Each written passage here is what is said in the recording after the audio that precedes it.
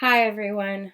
This week we have a short lecture. I'm talking to you about Chapter 16 today from our book, in which we will be looking at legal controls and freedom of expression as these issues relate to mass media. So, to start, when we talk about freedom of expression in the United States, this is rooted in the 5 rights outlined in the First Amendment of the U.S. Constitution, which states, Congress shall make no law respecting an establishment of religion or prohibiting the free exercise thereof, or abridging freedom of speech, or of the press, or of the right of the people peaceably to assemble and to petition the government for redress of grievances.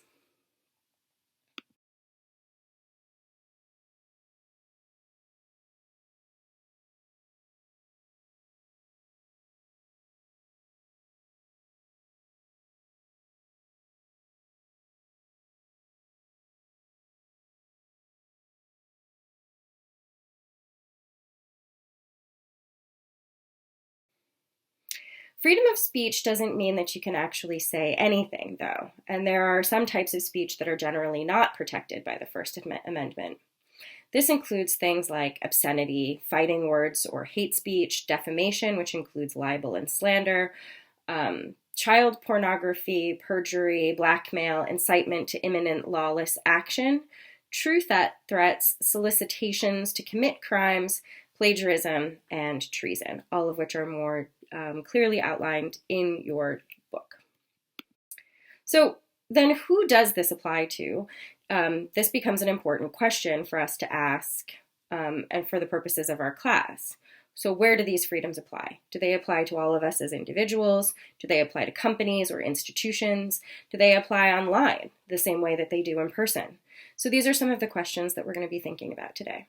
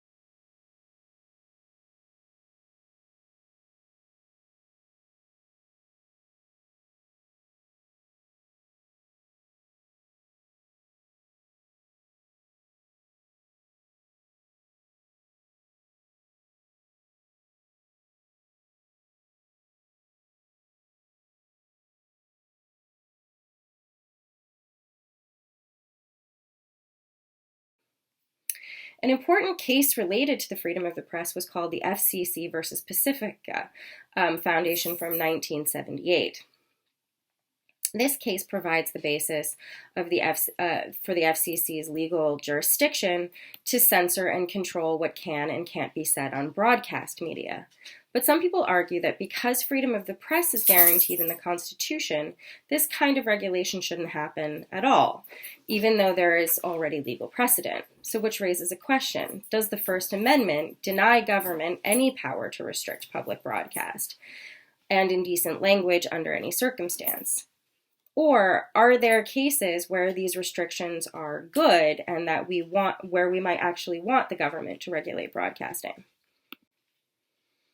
To answer this question, we can also look at many other court cases that have tried to weigh in on the right of free press or the right of the people to know versus protections for personal privacy, which come up also in your book. For the most part, these court cases have protected strong freedom of press, with some minor regulations for severe cases.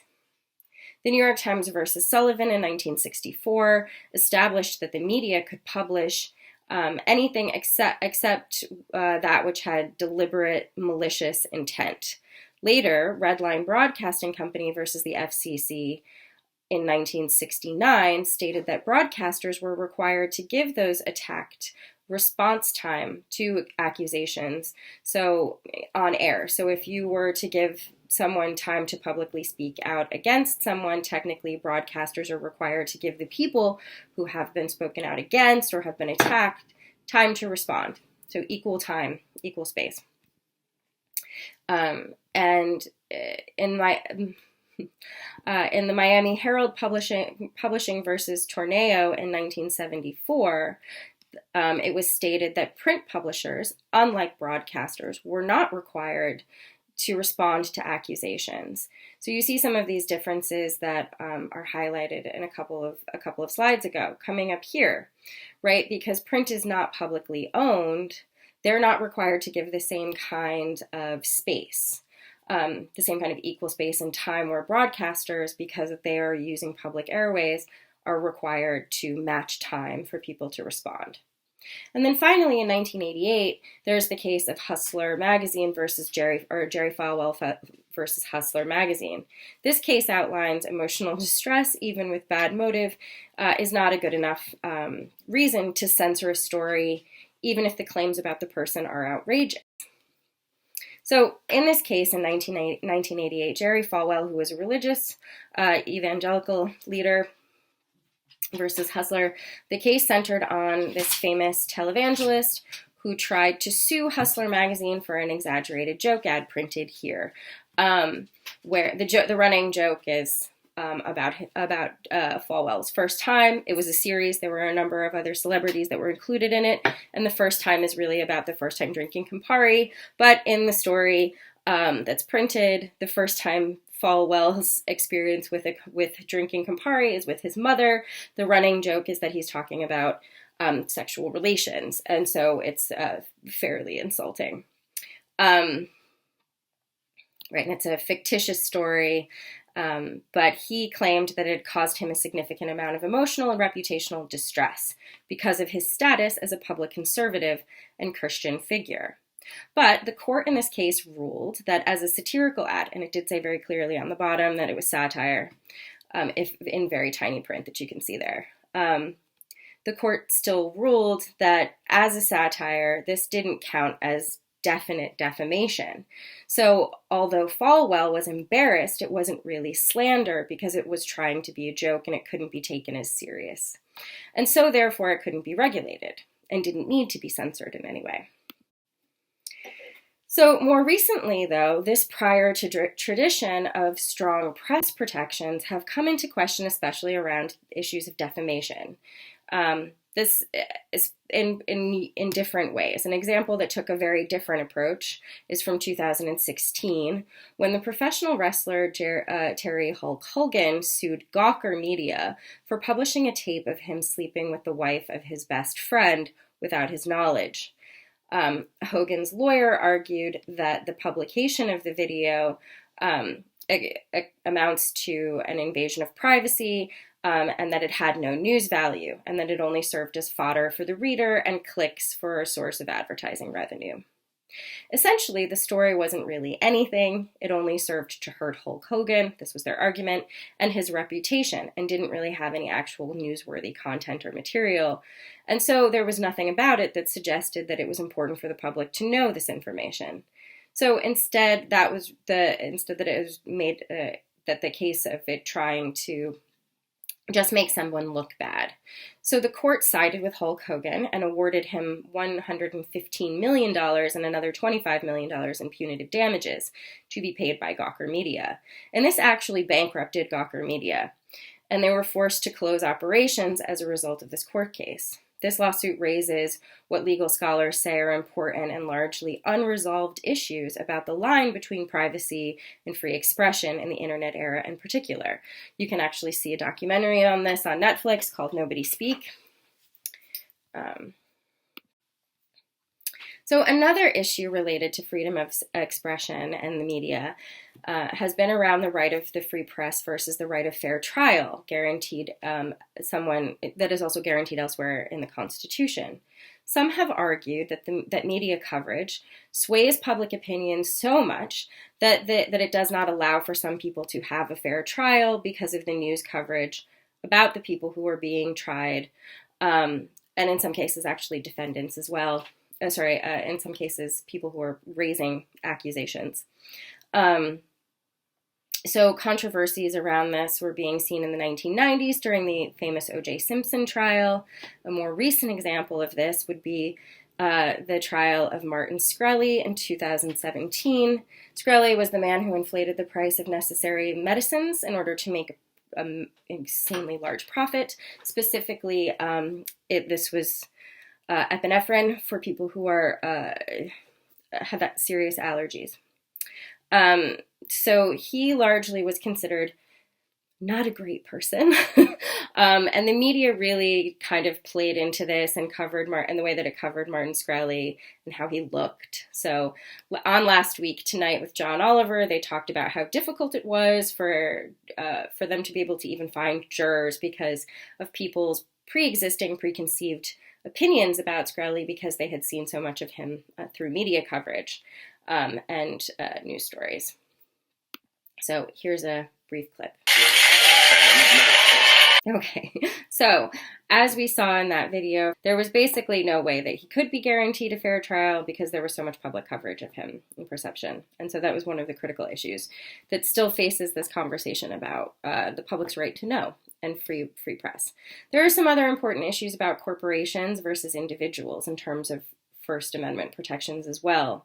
So a huge question throughout U.S. history has been, does the First Amendment apply only to individuals, or do institutions and corporations also benefit from these freedoms of speech and press protections?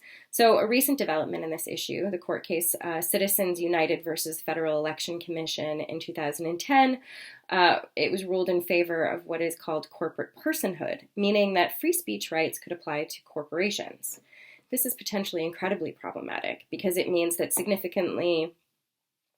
corporations who have significantly more resources and more power than individuals can use those resources in ways that are protected by the First Amendment. So donating significant amounts of money to a cause, which brings up some of our questions from last week on PR about, for instance, astroturfing or lobbying as a form of public relations and how that ties in with things like corporate social responsibility. Because these are protected rights, corporations utilizing them can claim that they are using free speech when in fact actually they're working to influence. So net neutrality is another important issue that relates to freedom of speech rights. There's a full video that it looks like I'm about to play here, but I'm not going to because it's 5 minutes, and if I play it, you're going to really just have to listen to 5 minutes of uncomfortable audio coming through like multiple recordings, which is unpleasant. So I'm just going to link it in the same area of the module as this lecture. I recommend that you pause this and go watch that and then come back. So, as discussed in the video, the issue here that's relevant for freedom of expression and free speech is the issue of having equal access or equal lanes in this visual is like a good representation of what we're talking about, where the fast lane would give you quicker access to certain sites if you were willing to pay more, but you might also be stuck in a slow lane that wouldn't give you the same equal access. And we've talked about this in the past of who is it that would end up having more rights, right? That video has some really great conversations in it too about who's interested in this and why and who isn't, right? So another really big issue now is regulation of online speech. As mentioned earlier, internet service providers and online speech in general is not really regulated currently at all. This is an intense debate because of the ramping up of the problems related to the spread of misleading information online, both politically and now medically. So issues of misinformation, disinformation, fake or false news. We see this discussed a lot around the spread of conspiracy theories like Pizzagate, and more recently around QAnon and anti-vax communities. there have been strong concerns about incorrect health information being spread online in particular. And so as a result, people have suggested that there should be more regulation of speech online with more materials flagged or removed from sites. We've seen some examples of this too with companies like Twitter and Facebook flagging or removing content related to stories that are seen to be perpetuating conspiracies, hate speech, or incorrect information. And this is what's known as content moderation, an internal form of regulation companies use to regulate content on their platform. And I've given you guys an article to read this week about this and why it's happening by private companies. However, there are some people who argue that this kind of content moderation violates free speech and First Amendment protections. They also argue that it's biased because many times what is censored appear to be conservative viewpoints, although there's much debate about this, and there are some good documentaries covering this that I can also link. It's important to note, though, that these platforms are private companies, so technically they have no obligation to uphold free speech under current regulations. There's some other problems that have come up related to content moderation and arguments about censorship, though. Although I mentioned that these companies technically don't have to uphold First Amendment rights as private companies, many people view these spaces as important to the public sphere and for expressing ourselves. So especially, as you can imagine, during lockdown, right, when it became one of the few places we had for public forums. So many YouTube content creators in particular have spoken out about these forms of censorship. They feel like the platforms have imposed upon them through strategies of demonetization or by stopping paying content creators when they have materials in their videos that are deemed not advertiser friendly. And sometimes this is because it might be that they're using hate speech. It might also be that they could be mentioning something like a violent event that happened in the world or talking about issues that are seen as controversial. So as much as people claim that this is primarily a problem for conservative viewpoints, people who speak on LGBTQ plus rights issues, Black Lives Matter movement have also similarly faced issues of being demonetized, if not fully deplatformed. Many of these creators argue that demonetizing videos on these topics effectively works to censor them because it will discourage creators from talking about these things, which makes these ideas less visible and accessible to people. And some argue ultimately then that this is infringing on people's freedom of speech. So finally, I want to run through some issues that we've seen come up today and discuss whether or not they are actually protected by the First Amendment. And this actually relates to the writing exercise I'm asking you guys to do this week, because I think you'll find it interesting to see what people think is and is not covered by the First Amendment. And you'll find it interesting in yourself, I'm sure. But seeing the differences in generational perceptions on this might also be interesting to you. So first, case number 1. You're banned from a social media platform. This happened a couple of times, kind of on a large scale around people like Alex Jones, but also in much more kind of small, mundane ways. People get banned from platforms somewhat frequently, or, temporarily banned, shadow banned, etc. While you might think this is a First Amendment issue, it actually isn't. This scenario illustrates one of the biggest misconceptions people have about the First Amendment. The bottom line is that it protects you from the government punishing or censoring or oppressing your speech. This does not apply to private organizations. So again, if Twitter, as a private organization, decides to ban you, you're kind of out of luck. You can't make a First Amendment claim in court.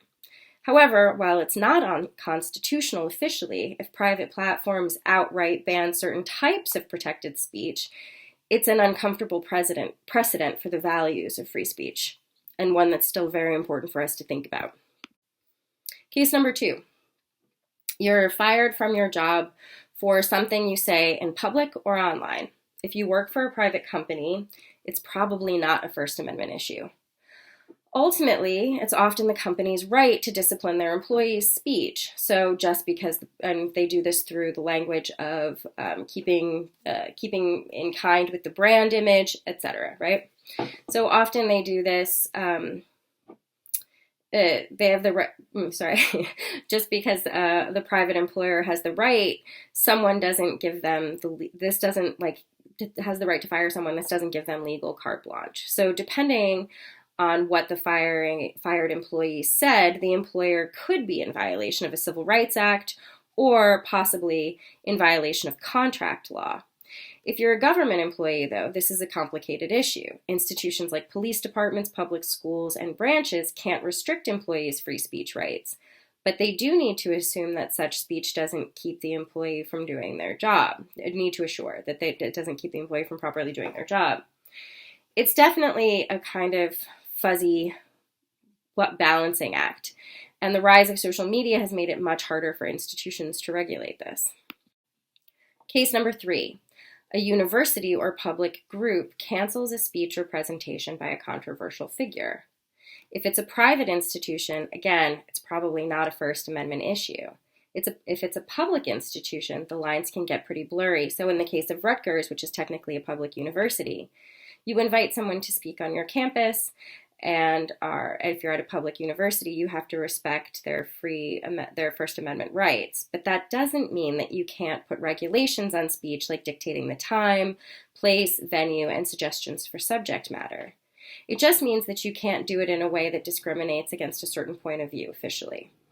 If students protesting play a hand in moving or canceling the speaker, that presents a different free speech challenge.